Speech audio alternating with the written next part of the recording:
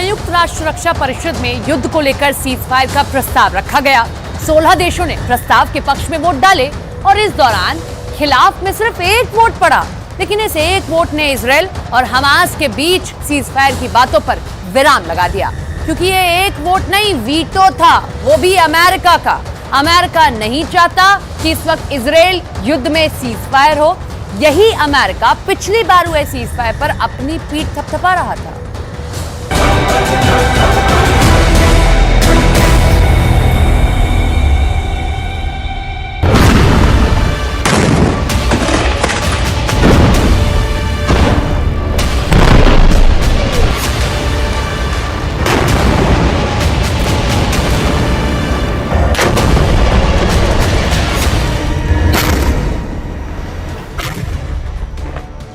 Gaza अभी और जलेगा।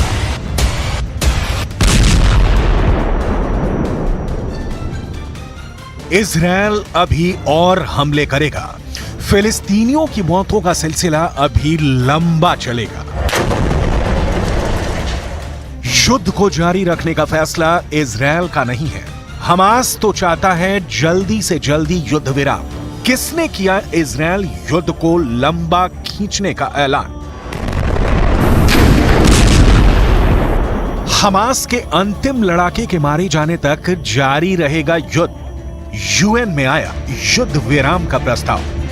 अमेरिका ने युद्ध विराम प्रस्ताव पर कर दिया वीटो, मतलब यूएन में गिर गया प्रस्ताव। The United States strongly supports a durable peace in which both Israelis and Palestinians can live in peace and security. We do not support calls for an immediate ceasefire. This would only plant the seeds for the next war, because Hamas has no desire to see a durable peace, to see a two-state solution.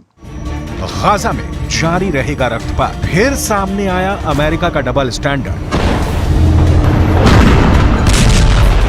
Target Hamas के बहाने Iran को ठिकाने लगा। Birleşmiş Milletler'in bu aciz ve işlevsiz yapısının da tüm dünyada sorgulanacağına inanıyoruz. Bakın çok açık söylüyorum.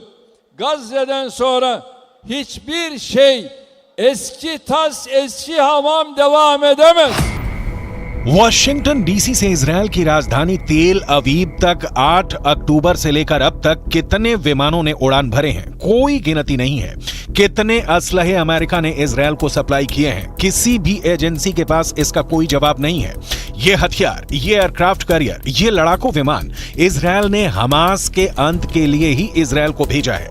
लिहाजा UN में जब Israel युद्ध के युद्ध विराम का प्रस्ताव टेबल हुआ तो अमेरिका ने वीटो कर दिया, क्योंकि अमेरिका चाहता है कि युद्ध लंबा खींचे।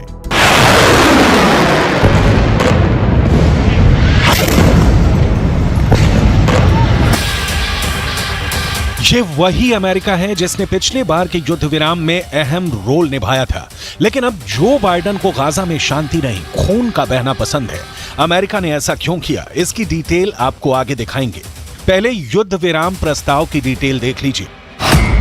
यूएन में युद्ध विराम के पक्ष में कुल 13 वोट पड़े। इसके विरोध में 1 वोट यानी अमेरिका का वीटो था। यूके ने वोटिंग से खुद को अलग रखा था।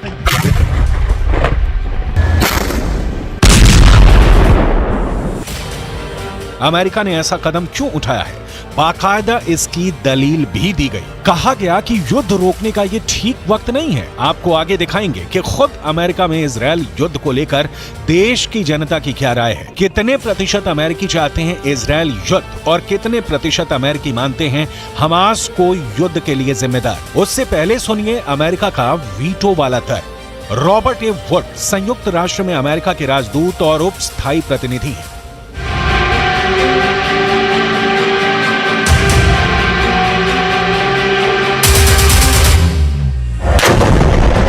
The United States strongly supports a durable peace in which both Israelis and Palestinians can live in peace and security. We do not support calls for an immediate ceasefire. This would only plant the seeds for the next war, because Hamas has no desire to see a durable peace, to see a two-state solution. बिल्कुल loud and clear है कि America Hamas के अंत तक युद्ध वाले Netanyahu के बयान के साथ अपनी सहमति जता रहा है। इजरायल के खिलाफ हमास को अमेरिका सदा के लिए समाप्त कर देना चाहता है ताकि ईरान से ठीक से निपटा जा सके।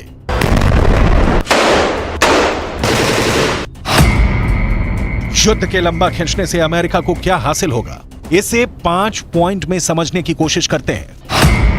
पहला, इजरायल की इच्छा है कि वो हमास के आखिरी आतंकी के मारे जाने तक युद्ध जारी रहे। अमेरिका दोस्ती निभा रहा। दूसरा, अमेरिका हमास के खात्मे के साथ खाड़ी में मैसेज देना चाहता है कि इजरायल या उसके खिलाफ हमलावर का अंत ऐसे ही होगा।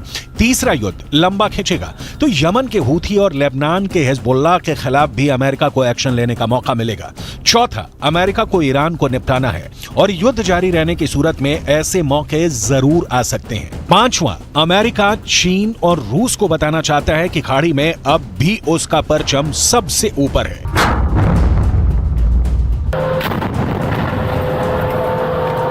जो बाइडेन की नीतियां लंबे युद्ध के पक्ष में है। यूक्रेन में भी नेटो का नेतृत्व कर रहे अमेरिका की यही ख्वाहिश है।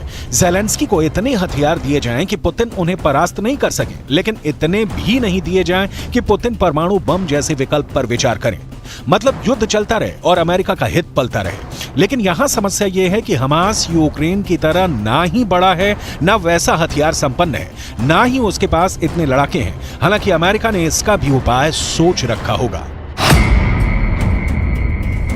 यहां तक कि अमेरिका ने युद्ध के बाद गाजा के साथ क्या किया जाए इसका प्लान भी बना रखा है।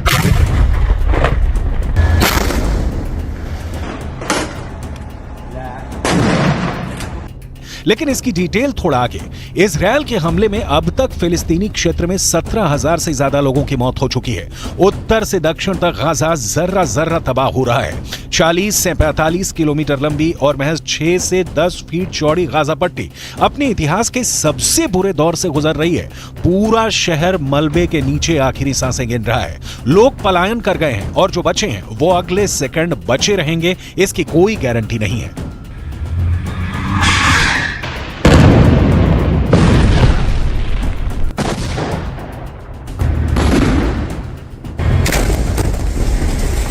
तबाही की तस्वीरें देखकर अंदाजा लगाना मुश्किल नहीं कि इजरायल युद्ध चाहे जितना लंबा खींचे, यूक्रेन युद्ध की तरह वर्ष का दरिया नहीं पार कर सकता। ईरान के युद्ध मैदान में उतरने से इनकार करने, सऊदी अरब का ईरान को हथियार सप्लाई नहीं करने के लिए कहना और हमास के लड़ाकों के इस वक्त हालात बता रहे हैं कि बहुत जल्द गाजा इजरायल के कब्जे में होगा। लेकिन तब इजरायल गाजा में कैसा बर्ताव करेगा, ये जान लेते हैं। उसके बाद बताएंगे कि युद्ध के बाद क्या है अमेरिका का गाजा के लिए सबसे लेटेस्ट प्लान।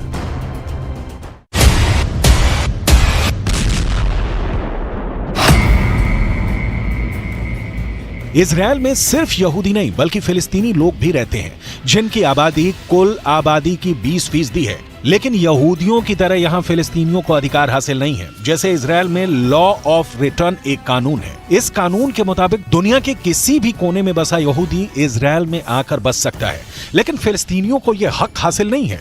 नेतन्याहू की सरकार फिलिस्तीनियों के लिए कुछ नए कानून भी बनाने जा रही है, जो उन्हें यहूदियों की तुलना में बहुत कम अधिकार देंगे।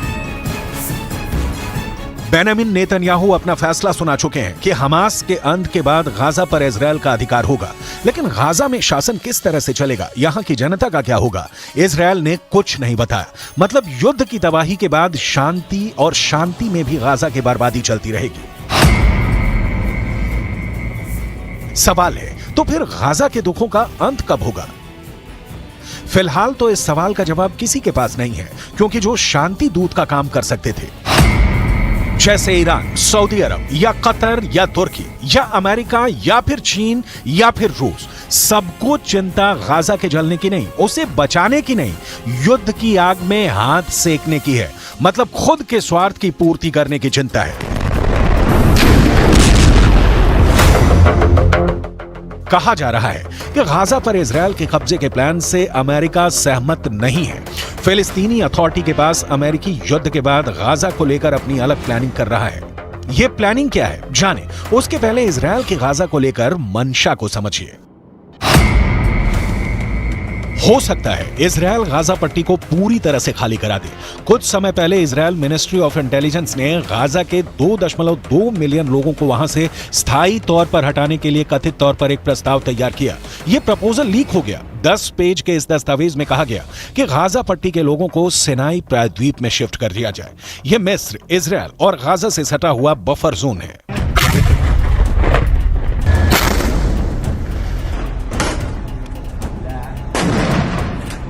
गाजा पर कंट्रोल के बाद इजरायल को जो करना है करेगा, क्योंकि तब उसका राज होगा।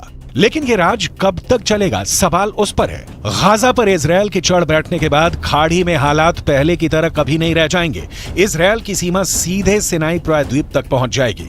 हालांकि गाजा पर इजरायल कब्जा कर लेता है तो ऐसा होता है, तो ये पहली बार नहीं होगा। गाजा पर इजरायल पहले भी कब्जा कर चुका है। वहां उसने कई बस्तियां भी बसाई थी, लेकिन 2005 में इजरायल सरकार के इरादे बदल गए। इजरायल ने गाजा छोड़ने का फैसला किया। इजरायल के गाजा से निकले 2 साल भी नहीं बीते थे कि वहां फतह और हमास के बीच संघर्ष छिड़ गया। 2007 में हमास ने गाजा पर अपना नियंत्रण कर लिया। तब से लेकर अब तक गाजा से हमास और इजरायल के बीच कभी छिटपुट, कभी ज्यादा और अब युद्ध जारी है, जिस युद्ध की नींव 2005 में ही पड़ चुकी थी।